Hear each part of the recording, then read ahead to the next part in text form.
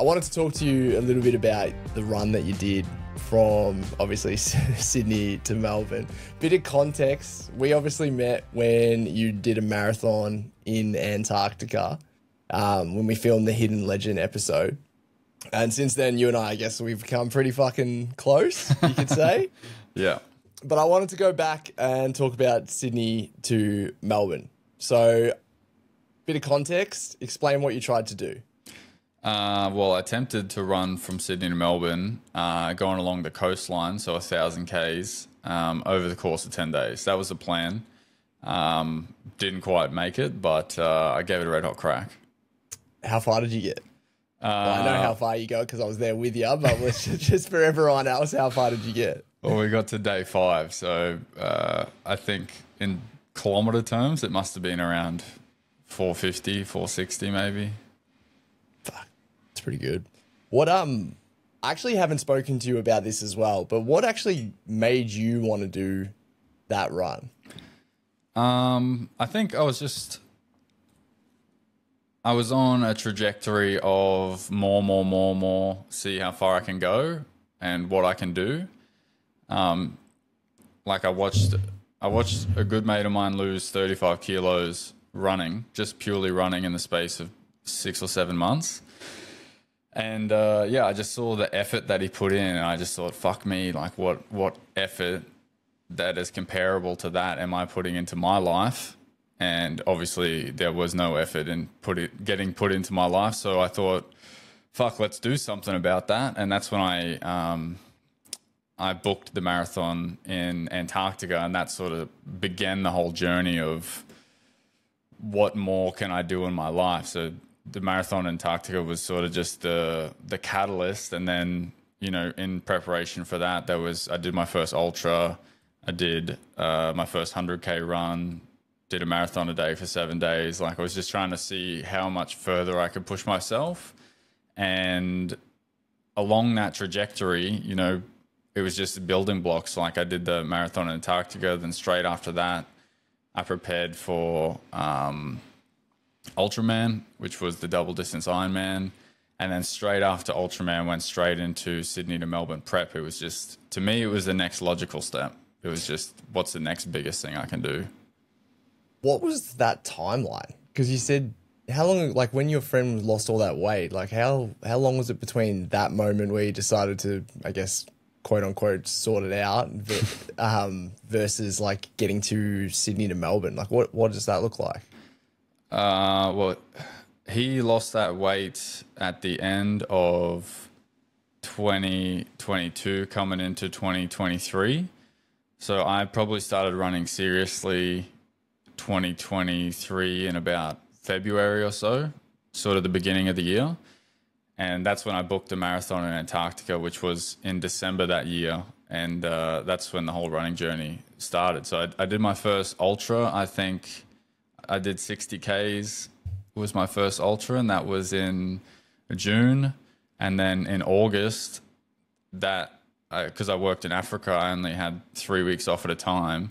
So when I was back in Australia, that August, I ran 100 Ks the first weekend I got back. And then I did a trail ultra the next weekend. And then I did a marathon a day for 7 days. And then I flew straight back to Africa. So there was sort of that period of where I was doing that. And then, you know, Antarctica was in December, and then Ultraman was in May the next year, obviously. And then, Sydney to Melbourne was September. So, you know, it's about 18 months or so, roughly. Did you run before this? Like, what was your fitness experience before you decided to just go on that trajectory? I did do a bit of running. Like during COVID, I sort of ran a little bit, and it was mostly for discipline, I think, more than anything. I was never a very good runner.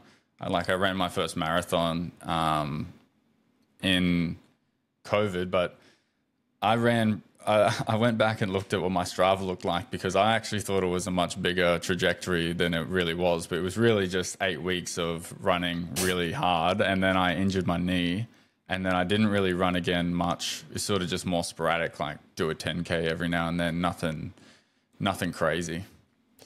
Well, what gave you the idea to do Sydney to Melbourne? Because obviously you did. I mean, like even Antarctica, right? Like who just goes and runs a fucking marathon in Antarctica? Like where did you even get that from? Did you just Google Antarctica run or what? Oh, I googled the hardest marathon in the world and that came up. I was like, fuck, that looked pretty hard.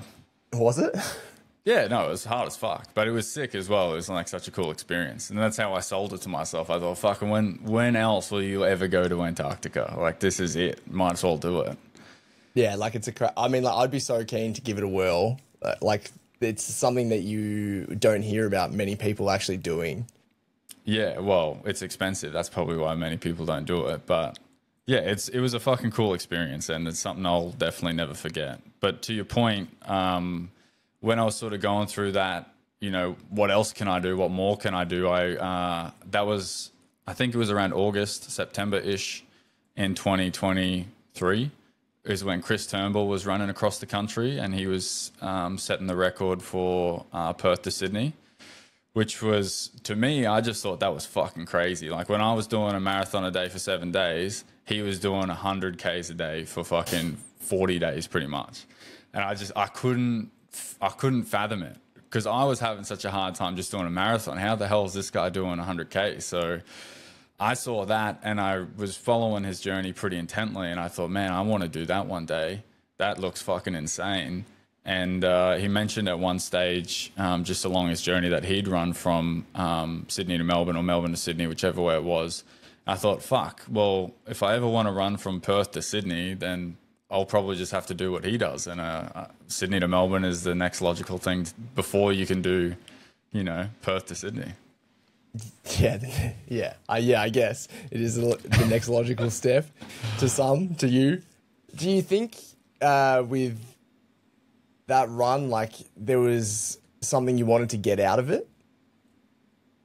Because I mean, you've done these things, right? Like I know you pretty well, but I am definitely curious, even from like a friend point of view, and like what actually attracts you to do these things. Like I have my own personal reasons of why I guess I do these things, like partly adrenaline, partly the excitement of it all. But what drives you to want to go, fuck, I want to go run this, I want to go do this, I want to go push this more and more and more and more? Like what actually, where does that come from, you reckon? I don't know. I think mostly, particularly at that time, definitely came from fear more than anything. Like scared of just watching my fucking life go down the drain because I'm just not really living to my full potential, as cringe as that fucking sounds. But like I was basically living paycheck to paycheck, earning shitloads of money in the mines. Like not shitloads, but like pretty livable wage, living paycheck to paycheck. Well, you went to Antarctica, so it can't have been that bad. Oh, yeah. Well, I mean, I started saving some money before then, but more or less, I was living paycheck to paycheck. This was a little bit before then. And like, I just sort of looked at my life. I was like, what the fuck are you doing? Like, you're earning good money. You're sort of just not really doing anything other than just sinking piss every weekend. And I don't know, just going hard. And yeah, the fear of continually doing that for the rest of my life is sort of what drives a lot of that growth or fucking energy, whatever it was, particularly at that start. It scares me to think that could be my life for the next fucking 40 years. It's like I am from a small mining town called Mount Isa, and I look at a lot of people there and they are there forever. They're there for the rest of their fucking life, and they'll never leave. They'll never do anything interesting with their life. They'll just get their paycheck, blow it on piss and drugs and fucking jet skis and four-wheel drives and a trip to Brisbane every couple of weeks. And that scares the absolute fuck out of me. It's one of the reasons why I left that town. And it's no shade to the town. I mean, there's lots of lovely people there, but that lifestyle of just continually paying your debt off just scares the fuck out of me. And a lot of that movement early on was just the fear of like, is that really the life that I'm going to live for the rest of my life? Like, is this it? Am I just going to earn good money as a sparky, work in the mines, get a fucking jet ski, Land Cruiser, caravan, missus, 3 kids? Like, I don't know. I felt like I could see my whole life ahead of me, and this opportunity to push myself further and do something completely out of my comfort zone felt like something completely different. And I don't know, for a good period of time there was that fear of, am I just this person who does what everybody else does, or I'm this person who does a complete opposite, against the grain, does something totally outlandish? And it felt like every extra challenge that I did was a vote towards the person that I wanted to be in the future. And yeah, it was definitely the fear of just being the same forever that sort of drove a lot of that momentum at the start. Crazy, man. What a journey. Man, like, I mean, I've known you in the last, when did we meet? 2 years ago? Yeah, maybe roughly. 2 years ago. Yeah, like, I feel like I've seen you even take that further and further and further. From what I saw 2 years ago to now, is I feel like it is a different person in a way, even from that moment. So good shit. Well, so all right, so we went to Alex and I went to Sydney together, right? I was on your support crew, and I crewed you from Sydney halfway back to Melbourne. But I thought, there's not many times where you kind of interview or speak with someone where they actually have fallen short of the challenge. And I think it's really interesting to see like what you've got from that. And I'd be very intrigued to know now, being even from myself, it's now what, 6 months since we went? So just under 6 months? Probably a little bit more, actually. It was September last year. We're in June. So it's probably, 8 months now. So 8 months later, right? So bit of context, we made day 5. I saw you go through the absolute fucking ringer. And let me tell you, man, I've never seen someone push so hard and drain so many drops out of your body. It was just crazy. But from when you stopped to now, how do you feel about the challenge when you reflect back on it? Good. I feel very good about it. I think, obviously at the time you're very sad. You think, oh, why is this happening to me? Why couldn't I do it? Why aren't I good enough? Blah, blah, blah. But I think the inevitability of pushing to the limit or increasing your limits is that at some stage you are going to find the point where you aren't good enough to complete the challenge. And I don't think that's through any wrongdoing. I think it was sort of a necessary step in the evolution of, I don't know, life, whatever you want to call it. Yeah, so I don't know. I look back on it. I'm very grateful that it happened, because I think, well, I was just speaking about this the other day. Like, what do you learn from fucking winning? Like, honestly, you don't learn fuck all. Like, I ran the marathon in Antarctica. That was, like, in the grand scheme of things, piss easy. It was 42 Ks of basically running in sand. And dealing with some cold. Like, that's 4 hours of my time. It's not that hard. Like Ultraman, that was fucking really hard. But as soon as I got through the swim, mostly it was okay. Like after the first day was done, and that was really the challenging part for me, mostly it was okay. It was just nutting it out. But like I finished those things, and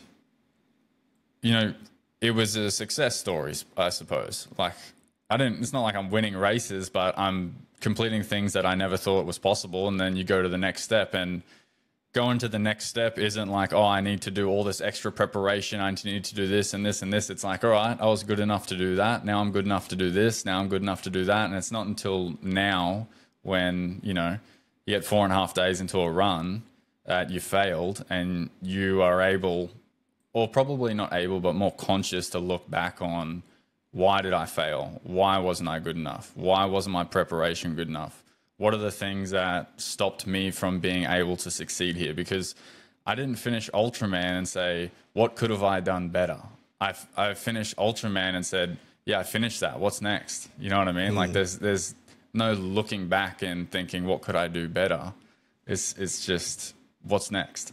Yeah, it's like forced reflection in a way, isn't it? Like you literally have to review it so you can compartmentalize what actually happened. Yeah. I mean, maybe that's just the ego saying like, oh, no, there were actually heaps of things that you didn't do right that you could do better next time. Maybe you could be a better runner next time. Well, maybe you always can be a better runner. Oh, 100%. But yeah, I think just that opportunity to look back, because if you look at the trajectory before that, it was, you know, on the up and up and up. And, you know, the more things you accomplish, the bigger your ego is getting, the more fucking chuffed you are with yourself, the more you love yourself. And, you know, you just need a bit of fucking humble pie every now and then. There's no doubt about it. 100%. I totally understand what you mean. I mean, like, I've learned some of my biggest lessons from, it sounds so cliche when you say, like, I've learned from my failures, but yeah, honestly, some of those best challenges that I look back on are the ones where I've fallen short by a mile. Like, even with the dips recently, where you were obviously there for that, like, I only made it 12 hours realistically. Like, that's fucking half of the time that I had planned. But I still look back on it, I'm like, wow, that was sick. That was still an awesome challenge. Because I think when you're doing these challenges for long enough, or if you're doing them for the right reasons, you start to, you know, not attach yourself to the outcome as much. Like, when you're attaching yourself to the outcome, obviously, if you don't get it, it's like the biggest disappointing thing in the world. But when you're just like, oh, I do these things because I want to push myself, overcome whatever fear, change myself, like, then you still get all that, whether or not you get the record or achieve the goal. Yeah, 100%. I think as well, like, the more you do the challenges, at least the more I got was like, the more I don't even know what I'm saying, actually, if I'm totally honest. Well, I mean, I remember you saying to me, which I actually liked, because I never really thought about it like this for myself, but I definitely have found myself doing this, is that by looking for the next challenge, you do want to push the pendulum more and more and more and more. And it's only inevitable in a way that you will encounter a challenge that you will fail if you have that mentality. Because there's only so much time that you can just keep going, oh, I'll do something bigger, better before you do fail it. And I guess a result of trying to do these crazy things is that you're going to have those situations where you fucking fall short. Yeah. I think the trajectory of the entire thing is like, it was inevitable that at some stage, one of the challenges that I did, I was going to fail. Because if you really think about the preparation I was doing there, it's amazing that I didn't fail sooner. Yeah, especially off the time frame that you had, like, what, 2023 to 2025. Most people train, you know, you'll see some people get into running. I mean, there's always outliers. You'll see like a 40 kilogram dude get into running and he's running 180 Ks the next week. But like, for most people, 2 to 3, 4 years before they actually start tackling these ultra events. And within 2 years, you're trying to run across the country. At what moment did you start to think you weren't actually going to make the run? Oh, that's hard. That's a hard one to say. I think, you know, any challenge, there's many moments throughout challenges that you think, fuck, am I good enough to finish this? Like, even in Ultraman, just doing the swim, I remember the first 1,000 meters of the swim, like a 10K swim, and we got pushed off course by like 300 or 400 meters. And because I'm such a slow swimmer, that's like a big problem if I'm pushed off 300 or 400 meters, because to recoup that distance, you know, I'm coming closer and closer to cutoff time. So, I mean, 1,000 meters into a 3-day fucking journey, and I'm already like, fuck, am I going to get kicked out like immediately? So I think there's portions of every event that I've done where I'm like, fuck, am I ever going to finish this? Is this even possible? Did I bite off way more than I could chew? But then it's like any ultra endurance. It's like 15 minutes later, you're on top of the world. You're feeling great. You're like, mate, I'm going to fucking shit this in. This is easy. So I don't know. There was moments along, like on day one, I felt like, fuck, am I going to finish this? On day 2, on day 3, there was moments all throughout the whole thing that I thought, fuck, have I actually overcooked this for sure?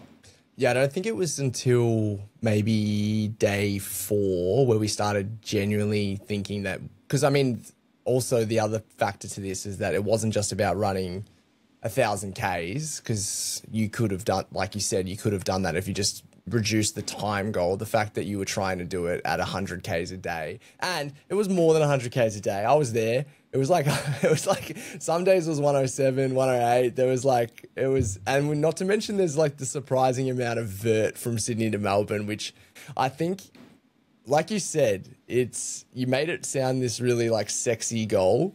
You know, was it 10 days, 1,000 Ks, Sydney to Melbourne? Like, it sounds like this marketing ploy, but when you get there, the reality is it just fucking is hard. Like, you know, there was heaps of vert, there was heaps of problems. It was a logistical nightmare. Like it's a way less sexy thing when you're actually in it. Yeah, 100%. Like I sold the dream to everyone, but I also sold it to myself more than anything. 100 Ks a day for 10 days. Like, yeah, it sounds fucking easy, but then, you know, it's almost 2,000 meters of vert every day until day 7, I think it was, before the vert started to tail off. And not quite 2,000, but, you know, 16, 17, 1,800 meters per day. And it's just wrecks you. And it's obviously something that I didn't prepare well enough for. But yeah, it sounds sexy. It sounds so much nicer than what it is. And I think that's definitely something that I've learned is like, fuck, it's not sexy. It's going to be hard. It's going to be way harder than you think. And a challenge like that was much harder than I thought. Do you reckon when you look back on it, you think of it as like one of your best memories? Because I'm going to be honest, from being on the support crew, that's probably made like my top 5 memories. Yeah, I think if I was a support crew, I would like it probably more. Yeah, true, bro. You didn't get anywhere near the experiences I had. Like I was having an adventure, you know? Yeah, I think that is probably one of the things that I learned coming out of it was like I didn't have the experience that I thought I would have. And honestly, that's my fault that I didn't have the experience that I thought I should have had, because I should have had that. I should have had this adventure mindset, but instead I was like, we have to do this. We're so serious. But I think I honestly look back on it and I think, man, there's more of a story to tell here. It's much funner than you actually think. And maybe this is just me looking back on rose-colored glasses and thinking, yeah, no, it's fucking sick. Like, this is a great adventure. But, you know, I think in the moment, I probably could have acknowledged that a lot more and realized that this is an adventure. And when the fuck else do you get to do shit like this? I think that the adventure wasn't an option because of the time pressure. And I think that's the biggest thing. Like I have no doubt in my mind when watching you go through it, and fuck, I tell you what, you went through it. Like if we dropped 20 Ks and you did, when I say we, I just fucking sat there and watched you. But if you dropped 20 Ks from the run and you were able to do it as like 80 Ks a day, I reckon you would have had it easily. But that time pressure to get 100 or just over 100 every single day was just the thing that stopped it from being an adventure and started turning it into a fucking race. Yeah, I suppose that's true. I think, yeah, if you did reduce the Ks and you increase the time horizon, yeah, it would have been more of an adventure and a lot less of a race. I suppose you're right. There was obviously quite a lot of highs and lows. I mean, that's probably one of the things that I reckon has brought us so close since that. And it's a thing that you can't really explain to someone unless they go through it. And I've never been on a support crew before. That's the first time. I've always thought I've been the guy in the ringer, you know. But it's a crazy experience being on the other side and seeing someone go through something so hard. And I think back to so many moments where I'm like, it was crushing me mentally to try and push you through it. But what do you reckon was the lowest moment for you throughout the whole 5 days? The lowest moment? Yeah, like the most horrible, because there was a couple of ones that stick out and I'll talk to you about them in a second, but what's yours? I think, wow, the lowest moment. That's a tough one. There was definitely moments on day 3 that were pretty low, where that was like the first day I had to deal with real pain, what I feel is like real adversity. So I don't know. I think earlier on in day 3, there were some really tough times. And I think obviously the start of day 5 was so, I was just watching some footage of it the other day and it just looked so pathetic. Like could barely move, I couldn't bend my knees or legs or anything. And the footage of just me walking, I just think, wow, I was just so sad that morning. Yeah. Yeah, it was pretty sad, man. I'm not going to lie. Like I would have these moments, and I know that you've got some of the footage, but I'd have these moments where, you know, obviously Wiggles and I were playing, the other guy in the support crew, we were playing good cop, bad cop. And he would come up to you and be like, do you need anything, man? Come on, like, do you want to sit down for a little bit, whatever? And then I'd come in and be like, all right, get the fuck back on the road. Let's go. But then every time it got so hard and challenging to do that I'd do that for you and then I'd walk away and just start crying because I couldn't actually handle it. Like, it was just too much. I still am mind blown with the experience of what it's like to be immersed in it. Like, it really gives you empathy for the support crew of other people. Yeah, you guys did like a crazy job, particularly considering how fucking underprepared I was for you guys. Yeah, like it's fucking insane. Like, honestly, if you weren't there, we wouldn't even come close to fucking 5 days. People don't realize the logistical thing that these things carry. Like, I mean, especially when you're going from Sydney to Melbourne. Like, if you said, hey, I'm going to run 1,000 Ks and it was on an athletics track, people would be like, yeah, sweet. If you said I'm doing 1,000 Ks and run from Sydney to Melbourne, people are like, yeah, sweet. There's not, in terms of their interpretation of it, there's probably not a whole lot of difference of what's harder, but the actual difficulty of one versus the other is just so profoundly different. I was talking to Chelsea, my partner, about it. Well, obviously, you know, she's my partner, but about like, hey, if I did this run, I should do it self-supported. And obviously we do these things for the adventure and for ourselves, but the thing that she brought up was like, well, if you do something self-supported, it just adds such a level of complexity, but it doesn't raise any like awareness around what you're actually doing. Like, it's not any more exciting. It's not any more interesting from like a other person's perception, which I thought was quite interesting. And I think that's about your run. Is like, when you think of it as 100 Ks a day, but it's not 100 Ks a day. It's a fucking logistical nightmare. Yeah, it's not easy at all. It would be a fucking nightmare to do it self-supported as well. Like, fuck.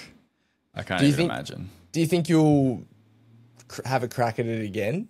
Oh, 100%, yeah. I think financially I can't afford to have a crack at it anytime soon. But like, everything that I've done this year everything that I've done since then has been with the mindset of the things that I need to improve to be able to do it again. But you've been training for Search for Hurt mostly this year. Yeah. But even before Search for Hurt was coming into the picture, my goal this year was to just focus on speed more than anything. And I think, well, it's been exciting because that's definitely been happening regardless, which is nice. But also Search for Hurt has even just brought me to a new level in terms of fitness for sure, which has been good. Like, it's been well needed. I mean, what did you come into the run at? Didn't you? Your mentality to come into the run was to gain some weight because of the weight loss you would get during the run, which obviously in hindsight now you realize that was probably not the best call. Yeah, literally the dumbest thing. I was 98 kilos the day before we left. What are you now? 85. Oh, that's crazy. That's wild, man. Yeah, no, it is pretty wild. And I finished at 98. Like, I didn't lose any weight from that fucking run. It's so funny because I can kind of see the logic in it. It makes sense. Like, yeah, let's put on some weight. But you're running for 10 days. You weren't running for like a month. 3 years or something. Yeah, no. And we had access to food. Yeah, no, it was, but it was that's just one of the things you learn, I suppose. Like, it's the same thing. Like, I was definitely not strong enough in the legs, I don't think, as well. Even though I was doing a little bit of gym. I mean, pretty pathetic amounts when I think about what I do now. And just that weight. If I think about it now, I'm 85 kilos. I am so much faster and stronger and much better of a runner. I don't know about long distance right now. I haven't done much long distance at all, but I just feel like I'm 10 times better now than what I was then. And to think if I had another, what's that, like 13 kilos or something on me, Jesus Christ, like, I have a 10 kilo weighted vest. Like, that's literally running with a weighted vest. Yeah, it's nuts. 97 to come in at a full ultra race, like, you know, not even an ultra race. And I think that the thing with this stuff as well is like, and I've definitely found, is how common it's becoming, these type of things. They're almost losing their sting a little bit, but objectively, they're still so fucking crazy. Like, someone running from state to state, you go, oh yeah, whatever. Like, you know, there's 400 guys going and doing Ned Brockman's run right now, right? But like, that objectively is what, a back to back to back to ultra for 10 days. Like, that's fucking crazy. When did that become not crazy? I don't know. Did I miss this? Like, what's happened in this last 12 months that running from a state to state is just like a pretty okay thing? Yeah, honestly, it's fucked because, you know, on my podcast, I have the Harry of the Week, and I was desensitized before because, you know, I feel like I've been on this journey. So I'm like, oh, my level of what I believe is like possible has just been blown out of the water. But now I see, I'm actively looking for people to talk about who do this stuff. And now I just think, oh, you're running from Sydney to Melbourne. Yeah, whatever. What else is going on? Like, is there someone who's actually having a crack? Like, it's like I forget straight away how hard it actually is. And I've attempted to do it, like, and I couldn't even do it. So I'm like, fuck. I know. I've had that as well. Even like with people come through Harry's or something. I'm so deconditioned to it, or conditioned to it, that I see someone will upload a 100-mile run into the back end of Harry's. I'm like, oh yeah, sweet, good on him. Like I'm like, if I saw that 10 years ago, 5 years ago, I'd be like, this guy's crazy. What's he doing? 100 miles, fuck. Like, and we're just stuck in our own echo chamber. But I think to the average person that's not following this, that's not sucking on the Goggins bandwagon, like these things still are, you know, subjectively extraordinary. But yeah, they're madness. Like I just watched, you know, BPN, they get their fucking 55 yards in their thing, and I'm thinking 55, is that all? Yeah, I actually had the same reaction, and I swear to God I checked myself because I was like, I fucking ran 8K yesterday and I was tired.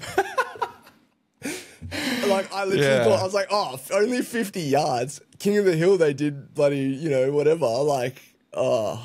Yeah, no, honestly, I looked at it and I thought, bro, you've never even done a backyard ultra. Like, you've never even attempted, and you're like 55. Pff, it's fuck all. This guy's out there doing 75, 100. New record, I think, is 116 or something.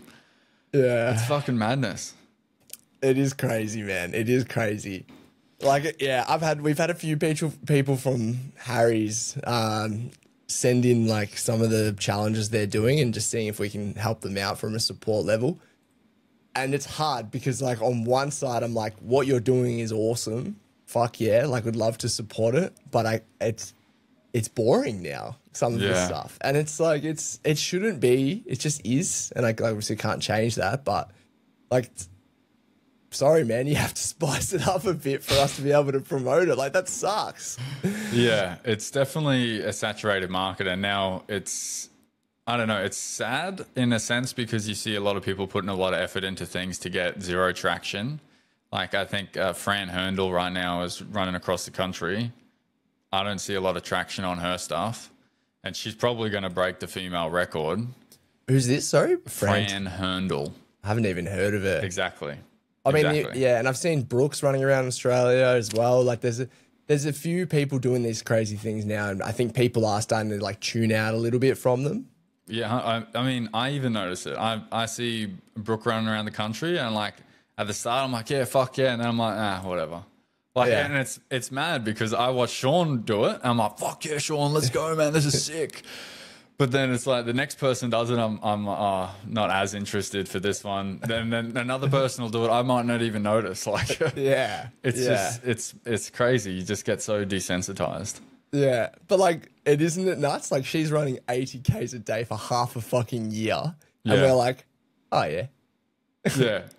What? Like, why? What? Yeah, it's crazy. It is honestly crazy because it's a mad achievement because she's only going to be if she sticks to this pace, she's only going to be a couple of days off what Sean did anyway, which is wild. Yeah, it's crazy. Yeah, it is wild. I've seen some pretty crazy ones recently though. Like, I've seen some really unique ones.